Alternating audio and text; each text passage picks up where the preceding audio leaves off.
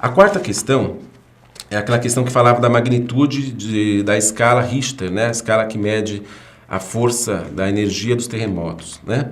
E fazer uma analogia com o pH, com a escala de pH. Também você tinha 3 frases para você analisá-las e assinalar a alternativa correta, que apresentasse somente as afirmações corretas. Então vamos lá, uma alternativa por alternativa, frase por frase aqui, certo? O uso do logaritmo nas escalas mencionadas justifica-se pelas variações exponenciais das grandezas envolvidas. Isso o próprio texto fala, né? Como a diferença é muito grande, a variação é exponencial, né? Então a melhor escala é o uso da escala logarítmica, mesmo que é a escala Richter. Essa afirmação está correta. A segunda falava que a concentração de íons H+ de uma solução ácida com pH 4 é 10.000 vezes maior que uma solução alcalina com pH 8. pH 4, concentração de H+, 10 a menos 4. pH 8, concentração de H+, 10 a menos 8. 10 a menos 4 é 10.000 vezes, né? 10 a quarta maior do que 10 a menos 8. Portanto, essa afirmação também está correta. E na terceira frase, falava que um abalo sísmico de magnitude 6 na escala Richter libera 2 vezes mais energia do que outro de magnitude 3. Daí, na verdade, assim, se é uma escala logarítmica, quando você passa de uma unidade para outra, essa variação é muito maior do que de 3 para 4. Se fosse a escala de pH, por exemplo, seria 10 vezes, né? Mas como aqui a gente não sabe a constante que você teria na fórmula da magnitude seria uma constante vezes o logaritmo vezes a energia. Como você não sabe essa constante, adotando que essa constante seja 1, né? Daí você teria que da escala 3 para 6, tem uma diferença de 3 casas, de potência de 10. Então seria 10 ao cubo, né? Seria 1000 vezes maior, não o dobro. Portanto, somente a frase 1 e 2 estão corretas, né? E você deveria assinalar aqui a alternativa D. A questão 5 é uma questão que dava assim, 5 partículas, né, que você deveria colocá-las em ordem crescente de tamanho, né? Daí você tinha aqui o núcleo do átomo de hidrogênio, que estava simbolizado pela letra N maiúscula, né? Você tinha a partícula alfa, simbolizada pela letra P, a molécula de água, simbolizada pela letra M, o gene, simbolizado por G maiúsculo, e o cromossomo, simbolizado por C. Numa escala crescente de tamanho, a menor partícula é o núcleo do átomo de hidrogênio, que é só um próton, né? O hidrogênio tem número atômico igual a 1. Depois viria quem? Viria a partícula alfa, que é o núcleo do átomo de hélio, né? A gente estuda bastante naquelas aulas de radioatividade, né? São 2 prótons e 2 nêutrons. Depois viria a molécula de água, que já é, né, uma partícula maior, com 2 átomos de hidrogênio e 1 de oxigênio, né? O oxigênio tem, se for o oxigênio, o isótopo 16, são 16 partículas nucleares, né? Depois viria o gene, que é um pedaço do cromossomo, né? O cromossomo já é uma molécula maior, é uma estrutura celular, né? Então, o cromossomo ele é uma combinação de DNA e proteínas, então é uma estrutura bem mais complexa do que as demais e seria a maior partícula. Essa ordem crescente, ela corresponde à alternativa A. A sexta questão é aquela questão que tinha um quadrinho da Mafalda, um quadrinho assim, até bem simpático, né? Assim, até engraçado, né? A Mafalda está olhando o globo terrestre, ela tá na cidade de Buenos Aires, o globo está colocado naquela forma tradicional, então a Mafalda olha para a posição dela no globo e ela pensa que ela está de cabeça para baixo. É meramente uma questão aqui de referencial. Não existe isso, né? O globo pode estar virado de qualquer maneira.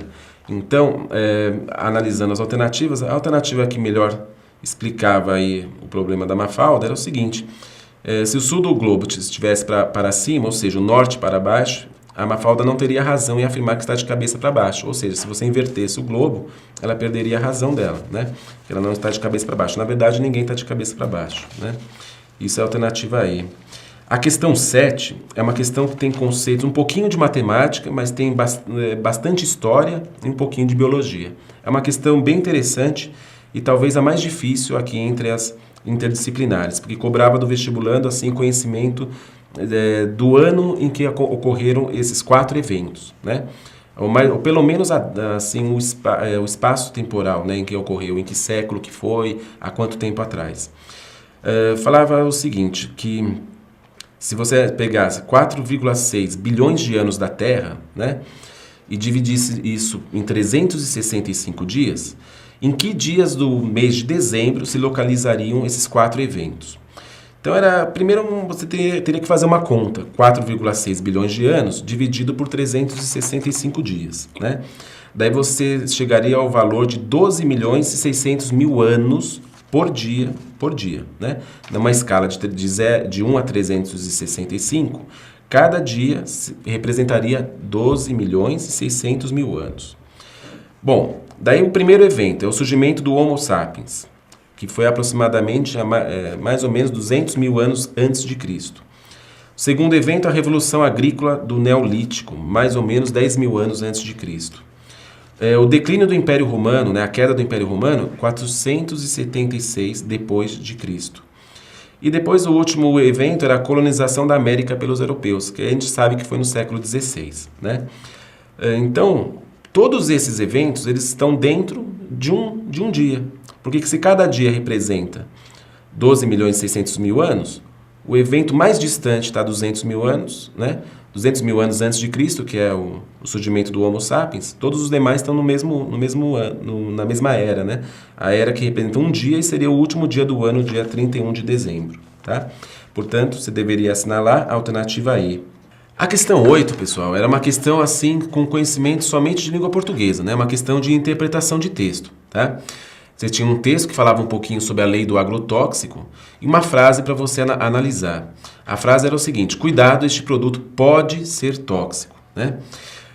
Ao escrever pode ser tóxico, você não está excluindo a ideia pode não ser tóxico, né? Então é uma frase que ela exige cautela, porque quando você afirma que o produto pode ser tóxico, você está falando o seguinte... Está interpretando o seguinte, que ele pode ser um produto seguro, um produto não venenoso, não tóxico, ou pode ser um produto que seja tóxico também. Então, a alternativa que interpretava corretamente, né, essa problemática aí da frase, era a alternativa B. E a última questão interdisciplinar é uma questão que cobrava conhecimentos de biologia e de história. É uma questão bem atual, né, a respeito de um problema que a gente passou esse ano, que é a gripe A, né?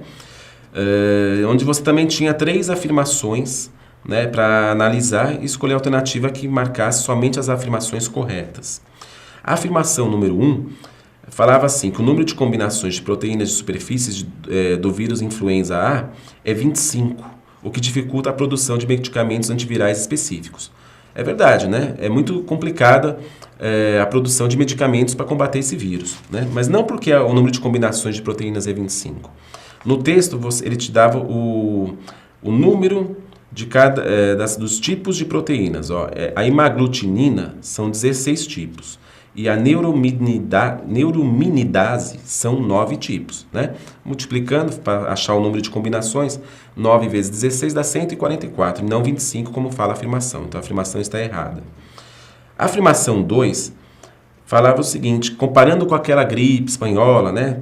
Que vocês estudam nas aulas de história, um dos motivos que ajudou a disseminação da gripe A pelo mundo foram as viagens transoceânicas.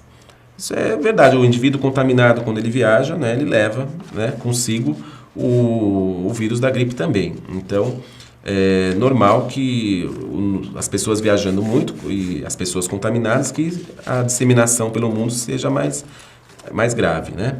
Essa afirmação está certa.